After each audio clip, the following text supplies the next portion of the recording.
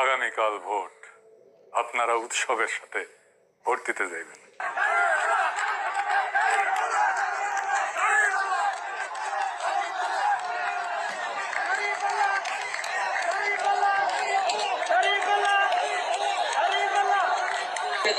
অবশ্যই দাঁড়িপাল্লা। ইয়েস, কসবা। হ্যাঁ। এবারে পরিবেশ কেমন মনে হয় আপনার নির্বাচনের পরিবেশ? অনেক ভালো।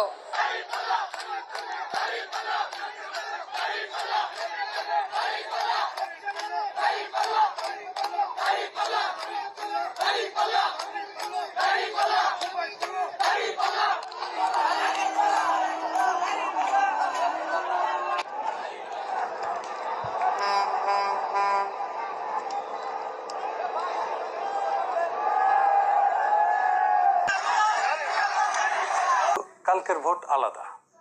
এই ভোট কোনো দল বাঁচানোর ভোট না, এই ভোট কোনো নেতার মুখ বাঁচানোর ভোট না, এই ভোট আপনার জীবনের হিসাব চাওয়ার ভোট। আগামীকাল থেকে শুরু হবে বাংলাদেশের এক নতুন অধ্যায়, এক নতুন কাল পর্ব। এই বাংলাদেশে কি হবে সেটা বলার আগে আমি আপনাদেরকে একটা কবিতার কিছু অংশ সুনীল গঙ্গোপাধ্যায়ের লেখা। নাম হইতেছে কেউ কথা রাখে। আমি মাঝখান থেকে পড়তেছি। মামা বাড়ির মাঝি নাদের আলী বলেছিল, বড় হও দাদা ঠাকুর, তোমাকে আমি 3 প্রহরের বিল দেখাতে নিয়ে। সেখানে পদ্ম ফুলের মাথায় সাপ আর ভ্রমর খেলা। নাদের আলী, আমি আর কত বড় হব? আমার মাথায় ঘরের ছাদ ফুঁড়ে আকাশ স্পর্শ করলে তারপর তুমি আমায় 3 প্রহরের বিল দেখাবে? একটাও রয়্যাল হলে কিনতে পারিনি কখনো। লাঠি লজেন্স দেখিয়ে দেখিয়ে চুষেছে লস্কর বাড়ির ছেলে। ভিখিরির মতো চৌধুরীদের গেটে দাঁড়িয়ে দেখেছে ভিতরের রাস উৎসব। অবিরল রঙের ধারার মধ্যে সুবর্ণ কঙ্কন পরা ফর্সা রমণীরা কত রকম আমোদে হেসেছে।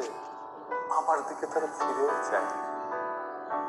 বাবা আমার কাজ ছুঁয়ে বলেছিলেন, দেখিস একদিন আমরাও। বাবা এখন অন্ধ। আমাদের দেখা হয়নি কিছুই। সেই রয়্যালগুলি, সেই লাঠি লজেন্স, সেই রাস উৎসব আমি কেউ ফিরিয়ে দেবে না। আপনি কই বাচ্চাটা না যে একটাও রয়্যালগুলি কিনতে পারেনি শৈশবে? আপনি কই শিশুটা না যাকে দেখিয়ে দেখে লেবেন চুষ খেয়েছে লস্কর বাড়ির ছেলেরা? আপনি কি সেই কিশোরটা না যে ভিখিরির মতো চৌধুরীদের বাড়ির গেটে দাঁড়িয়ে দেখেছে ভিতরের উৎসব, কেউ আপনার দিকে ফিরেও তাকায়নি? আপনি কি সেই কিশোরটা না যার কাঁধে আপনার অক্ষম দরিদ্র বাবা হাত রেখে পরম মমতায় বলেছিল, দেখিস একদিন আমরাও? আপনি তো সেই যার দেখা হয়নি কিছুই, কোনো স্বপ্নই পূরণ হয়নি। আপনি তো জানেন আমাদের স্বপ্ন পূরণ হওয়ার না। আজকে আপনি কি সেই পিতা না যে ঠিক আপনার বাবার মতোই আপনার সন্তানের একটা সামান্য আবদার পূরণ করতে পারছেন না? আপনার স্ত্রীর জন্য একটা শাড়ি উৎসবে, অন্য কখনো না।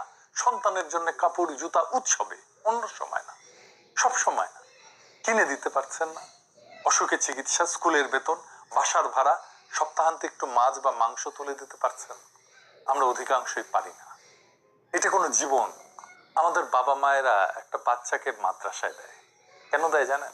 অনেক কারণ আছে, কিন্তু একটা বড় কারণ, তারা জানে তার ইহজগতে সে সুখ পায়নি, শান্তি পায়নি। বড় জগতেও যদি একটু শান্তি পায়, খোদা তাআলা যদি রহম করেন, তাহলে বেহেশতে যদি জায়গা দেন। কিন্তু কিভাবে দিবেন? জীবনে তো কোনো সওয়াব অর্জন করতে পারেনি সে তো গুনাহগার। মানুষ মারা গেলে তার আমল বন্ধ হয়ে যায়, কিন্তু 3টা জিনিস চলতে থাকে: সাদকায়ে জারিয়া, উপকারী ইলম, এবং নেক সন্তান যে তার জন্য দোয়া করে। সাদকায়ে জারিয়া কেমনে থাকবে? তার তো সংসারই চলতো না। আর ইলম থাকলে তো এই ব্যর্থ জীবন থাকতো না। একটাই আছে উপায়, যদি সন্তান নেক হয়। নেক সন্তান যদি আমার থাকে, তার দোয়া আমার আমলে যুক্ত হবে। তাই মাদ্রাসায় বাচ্চাদের দেয়, যেন ওই বাচ্চার উসিলায় খোদা তাআলার দয়া হয়, রহম করেন, বেহেশতে একটু জায়গা দেন। আপনি ইহজগতে তার একটা মর্যাদার জীবন নিশ্চিত করতে পারলেন না, তার জীবনে ন্যায় ইনসাফ দিলেন না। আপনার জুডিশিয়ারি করাপ্ট, টাকা দিয়ে রায় কেনা যায়। আপনার আমলাতন্ত্র দুর্বিনীত, আপনার পুলিশ নির্মম, আপনার রাষ্ট্র অন্ধ। তাকে আপনি কিছুই দিতে পারেন না। আবার তার আল্লাহ খোদা যার কথা চিন্তা করে ইহজগতের যন্ত্রণা সে সহ্য করে, তারে আপনি কাইরা নিতে চান কেন? বাইরে কোন অধিকারে, কোন সাহসে নিতে চান? এমপি হইবেন, হইয়া যাদের ভোটে এমপি হইবেন তাদের কথা ভুলে যাইবেন তো? হ্যাঁ, অবশ্যই ভুলে যাবেন। আপনি প্রথমে শুল্ক মুক্ত গাড়ি আমদানি করবেন, তারপরে ঢাকার একটা প্লটের আবেদন করবেন। লজ্জা লাগে না?